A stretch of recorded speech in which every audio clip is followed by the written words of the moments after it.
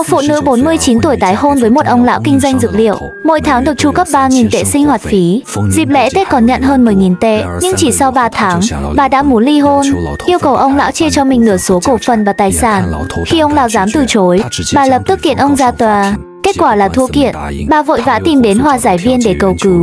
Ông ấy là người giàu có nhất ở địa phương, tài sản bất động sản ước chừng khoảng 70 triệu tệ. Người phụ nữ muốn được đảm nhận công việc, nhưng vì lý do gì mà bị đuổi khỏi nhà. 6 tháng trước, tôi muốn đến làm việc tại nhà máy dược liệu của chồng. Thế là họ đuổi tôi ra khỏi nhà.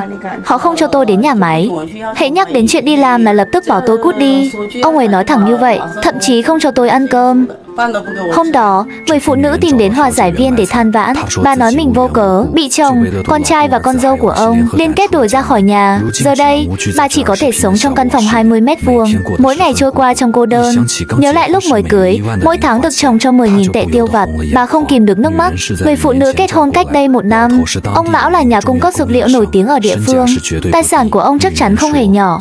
Người phụ nữ nói, dù ông lão lớn tuổi đủ để làm cha mình, bà vẫn tận tâm duy trì gia đình này. Nhưng khi bà tốt bụng muốn giúp quản lý việc kinh doanh, lại bị cả nhà chồng thẳng tay đuổi đi. Giờ đây, bà nói với hòa giải viên rằng mình đã ngoài 50, không muốn tiếp tục lang thang bên ngoài.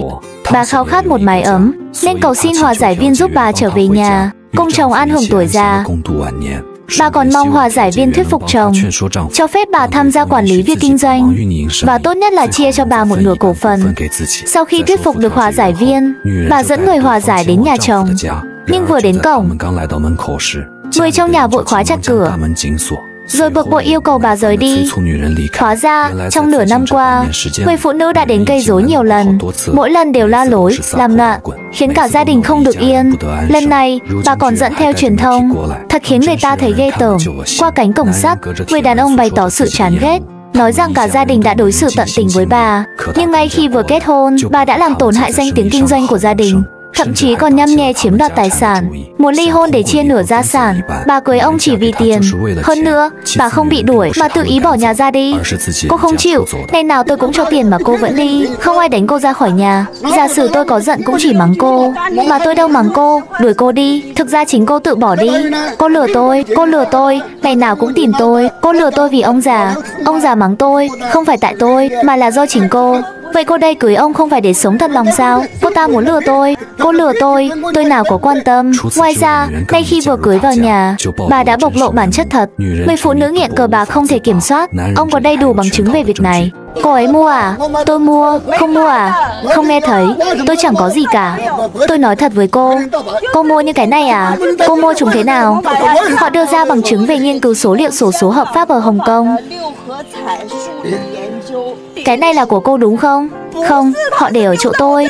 Trời ơi, ai để ở chỗ cô? Tôi không biết vé số này. Là từ lúc chúng tôi chuyển đến trước đây. Khi tôi chuyển đồ đến, mọi thứ bị kẹp lẫn vào nhau. Đồ chuyển đến, cô ấy mua hàng ngày. Cái này là chữ cô viết đúng không? Dĩ nhiên là chữ cô viết. Đây là chữ tôi viết. Đây là chữ tôi viết. Là chữ cô viết. Chỉ là vui thôi. Như kiểu xem năm đó trúng gì. Tôi không mua đâu. Đây là bằng chứng của cô. Cô còn phản đối. Cô ấy mua thuốc có chất cấm, dùng đủ cách để phá khóa. Người đàn ông kể với hòa giải viên, khi con trai út của ông 14 tuổi, vợ trước của ông không may qua đời vì bệnh. Tai họa này khiến ông rơi vào trầm cảm. Sau khi vượt qua trầm cảm, ông mất hứng thú với chuyện tình cảm, từ đó dồn tâm sức vào kiếm tiền. Nhờ vậy, ông mới có khối tài sản như hiện tại. Nhưng khi đã ngoài 60, ông gặp người phụ nữ này. Bà có vài nét giống người vợ quá cố của ông, và chính bà chủ động theo đuổi ông. Thế là chỉ 2 tháng sau, ông đồng ý kết hôn, nghĩ rằng có người cùng sống nốt quãng đời còn lại cũng tốt. Nhưng ông không ngờ rằng người phụ nữ này nghiện cờ bạc không thể kiểm soát. Ngoài việc cờ bạc, bà còn muốn chiếm nửa tài sản của ông. Cổ phần này không thể chia. Cổ phần này, khi tiền không đủ, cô ấy đòi cổ phần của tôi. Muốn cổ phần à? Ở tuổi ngoài 50 mà còn đòi cổ phần. Đòi hết cả hôn lễ của tôi. Cô ấy đòi đổi gia sản của tôi. Cô ấy đòi cưới tôi. Muốn đổi lấy 50% cổ phần của tôi mới chịu. Tôi đâu có ngu. Cô đã làm gì vậy? Cô đã làm gì vậy hả? Cô có từng nói câu này không? Chắc chắn không nói. Cô phải chứng minh đi. Chậm thôi. Sau khi cưới, người phụ nữ đề nghị đến nhà máy dược liệu giúp làm ăn. Nay lập tức đòi 50% cổ phần. Người phụ nữ không có học vấn thực sự không hiểu. 50% 100 cổ phần là khái niệm gì? Bà chỉ biết cổ phần nghĩa là rất nhiều tiền. Hòa giải viên nghe xong cũng bật cười. Lúc này, một người hàng xóm chen vào, nói với hòa giải viên rằng trước đây đã có một hòa giải viên khác đến, nhưng người phụ nữ quá tham lam, mở miệng là đòi chiếm lấy tài sản mà người đàn ông vất vả gây dựng cả đời. Hòa giải viên trước sợ bị đánh nên đã bỏ chạy. Hàng xóm thẳng thắn nói, nếu chỉ cần kết hôn là được 50% cổ phần thì họ cũng không ngại cưới vài lần. Sau đó, hàng xóm đưa ra một cuốn sổ ghi chép, bên trong viết đầy 7 trang. Đó là những tin đồn người phụ nữ tung ra trong làng để tranh cổ phần. Gần như nhà nào trong làng cũng có một bản sao. Giờ đây, nhiều người trong làng tin lời bà, đi khắp nơi chửi ông chủ là kẻ không ra gì. Hiện tại, người đàn ông vẫn đang kiện tụng vì chuyện này. Cuối cùng, hòa giải viên quyết định vì đạo đức nghề nghiệp sẽ cố gắng giúp người phụ nữ. Ông đã gọi bạn thân của bà đến, nhờ cô ấy khuyên nhủ, rồi yêu cầu bà tự mình mời ông ăn một bữa thịnh soạn, nhân cơ hội này để xin lỗi và nhận sai. Cuối cùng, hòa giải viên triệu tập cả hai để yêu cầu họ đạt được thỏa thuận hòa giải.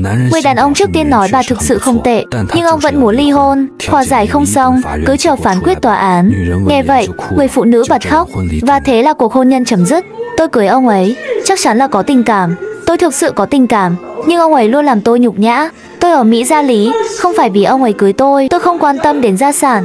Tôi cưới ông ấy không phải vì tiền. Tôi có thể tha thứ, nhưng tôi không thể từ bỏ cuộc hôn nhân này, vì tôi vừa mất đi người thân. Ai muốn tìm một người, nhưng thứ đó không thể mua được. Bây giờ, cô chết rồi, tìm ai để cưới? Bây giờ, cô cũng làm thế, cô cũng làm thế. Cô không thể cưới vào đây. Đây là câu chuyện của tòa án. Tôi và chị gái cũng là câu chuyện của tòa án. Hoàn toàn có thể cô ấy muốn hòa giải theo luật rồi đưa ra tòa án. Không được, nhưng tôi nghĩ được thôi. Tôi biết nếu hai người thực sự đi đến ly hôn. Tôi nghĩ ông cũng khá vô tình với cô ấy. Đúng, không nhẹ nhàng gì. Câu chuyện đến đây là tạm dừng. Mọi người có suy nghĩ gì về câu chuyện trên? Hãy để lại ý kiến của mình ở phần bình luận nha. Mình là Lạc Lạc, hẹn gặp lại mọi người kỳ sau.